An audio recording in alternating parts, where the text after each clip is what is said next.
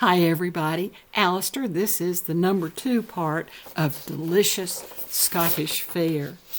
Speaking of whiskey, the ancient Gaels called it Uskabecha, pronounced Ushka Baha, which means the water of life. Please excuse my terrible pronunciation. But it is known throughout the world as Scotch. Some say it's Scotland's water that makes it the best whiskey. Others put it down to the sweet air. Whatever the reason, no one can make Scotch like the Scots, though many have tried.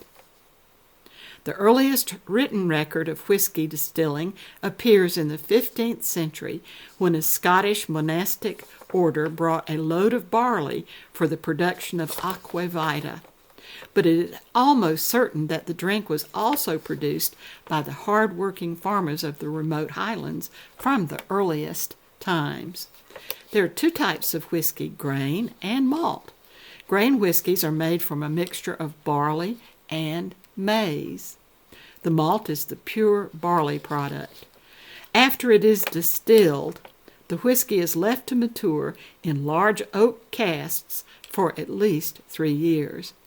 Nearly 25 million gallons of the spirit of whiskey evaporates into the air over Scotland every year while being matured. The tax authority, which is not known for its humor, calls it the angel's share. A few ardent connoisseurs claim to be able to identify the source of any sample malt whiskey by taste. Visitors to Scotland can certainly experiment for themselves by calling at some of the many distilleries open to the public. You can also find many single malts for sale in the States. Oh, yes, you can. Thank you so much. Now, I'm going to give you a treat right now, and you have to love the bagpipes and love hearing them played in order to hear the rest of this and in order to enjoy it. You can't joke about bagpipes if you don't love them. I do love them. Yes, I do. How a piper minds his manners. So if you are a piper, listen closely. Always put your pipes down when embracing your fiancé. Okay? When in church being married, ask the best man to hold your pipes while you slip the ring on your bride's finger. After all, this is her big day, and you must make some sacrifice. If you're dressing your pipe bag with treacle or honey on the dining room table, see that there are no crumbs on the cloth. If these get in the bag, they may get into your reeds with most undesirable consequences. Ask your wife or mother to put a clean cloth on the table before you dress your pipe bag. When your wife is holding a ladies' meeting in the house, don't play your pipes in the same room.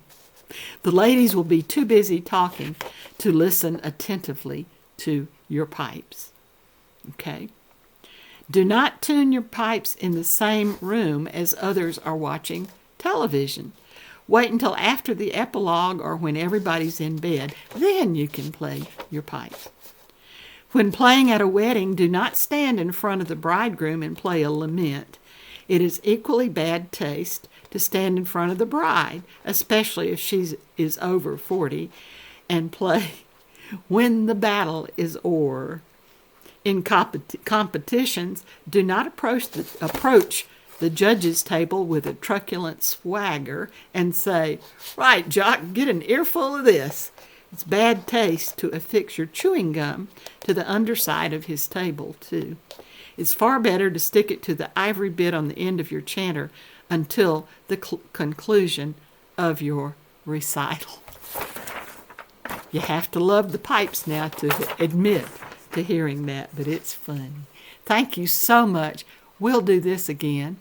Alistair, this was the number 2 part of the delicious Scottish goodies. Thank you. Bye.